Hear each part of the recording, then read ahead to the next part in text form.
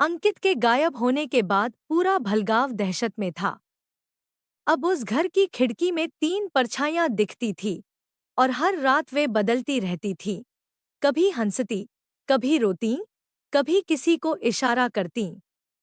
गांव की बुजुर्ग औरत, देव की काकी, जो सालों से इस घर के बारे में चुप थी, अंततः बोल पड़ी। पुरानी कथा का खुलासा। ये खिड़की साधारण नहीं है, काकी ने कहा। ये एक दूसरी दुनिया का दरवाजा है। और यह दरवाजा हमेशा 2 ही चीजें मांगता है। एक को बाहर आने देना और एक को अंदर ले जाना। काकी के मुताबिक कई साल पहले इस घर में एक ओझा रहा करता था, शैवाल नाथ। उसने काला जादू करते हुए एक दरवाजा खोला था, लेकिन वह दरवाजा बंद नहीं हुआ। उसी दिन से यह खिड़की दोनों दुनियाओं के बीच फंसी रह गई। जिस दिन यह खिड़की बिल्कुल खुल गई, उस दिन बाहर वाली दुनिया के जीव यहाँ आ जाएंगे, काकी ने चेतावनी दी। काकी अकेली ही जानती थी कि इसे बंद करने का एक तरीका है। खिड़की के अंदर की आत्माओं का सामना करके। रात का अंतिम फैसला। काकी ने गांव से 3 लोगों को साथ लिया, वीरेंद्र, पूजा और करण। वे रात को लाल धागा, रोली और एक प्राचीन मंत्र लेकर काला कोठा पहुंचे। जैसे ही वे अंदर गए, हवा फिर से ठंडी हो गई। दीवारों पर खरोंचें बढ़ गई थी, जैसे कोई अंदर बेचैन हो। तहखाने की सीढ़ियां उतरते ही खिड़की के पास 3 परछाइयां खड़ी थी। मीरा, अंकित और अजीब पुरानी स्त्री। लेकिन इस बार वे शांत नहीं थी। उनके चेहरों पर गुस्सा था। काकी ने मंत्र बोलना शुरू किया। परछाइयां चिल्लाने लगीं, एक तीखी, कान फाड़ देने वाली चीख। तभी दीवार में लगी पुरानी खिड़की अचानक चमक उठी। दुनिया का दरवाजा खुलने लगा। खिड़की का कांच पिघलने जैसा लग रहा था। अंदर से काली धुआंधार आकृतियां बाहर आने की कोशिश कर रही थी।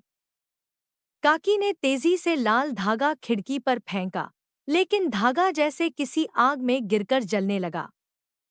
पुरानी परछाई आगे बढ़ी और बुदबुदाई, ये दरवाजा बंद नहीं होगा जब तक कोई अपनी जगह नहीं देता। काकी समझ चुकी थी। खिड़की बलिदान मांग रही है। अगर कोई खुद अंदर चला जाए, तभी यह रुक सकती है, काकी ने डरते हुए कहा। कुछ पल के सन्नाटे के बाद पूजा आगे बढ़ी। मीरा और अंकित बच्चे थे। किसी को तो यह खत्म करना होगा। सबके रोकने से पहले ही पूजा खिड़की की ओर बढ़ी। उसके कदम बढ़ते ही परछाइयां शांत होने लगी। मीरा और अंकित की आंखों में जैसे इंसानी चमक लौट आई। पूजा ने पीछे मुड़कर आखिरी बार देखा। किसी को यह चक्र खत्म करना ही था। और वह खिड़की के भीतर समा गई। अजीब बदलाव।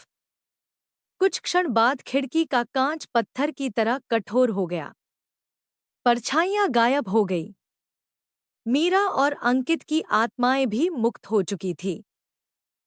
गांव वाले राहत की सांस लेने ही वाले थे कि काकी ने देखा कि खिड़की की सतह पर धीरे धीरे एक नई परछाई उभर रही थी।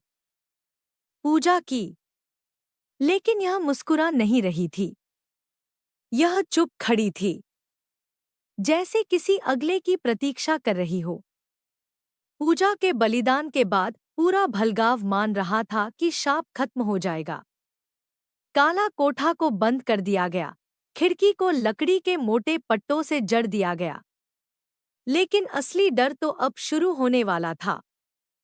पूजा की परछाई खिड़की पर उभरी थी, लेकिन वह मीरा और अंकित जैसी नहीं थी।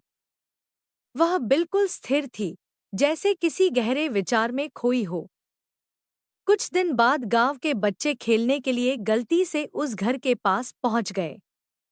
उन्होंने देखा कि लकड़ी के पट्टों के पीछे से बहुत धीमी खुरचने की आवाज आ रही है। Crèche, crèche, crèche. पर अंदर से कोई परछाई नहीं दिखती थी। बुढ़िया देवकी काकी को इसकी खबर मिली तो वह काँप उठी। यह शाप रुका नहीं है, उन्होंने फुसफुसाकर कहा। पूजा ने दरवाजा बंद नहीं किया। वह दरवाजे की रक्षक बन गई है।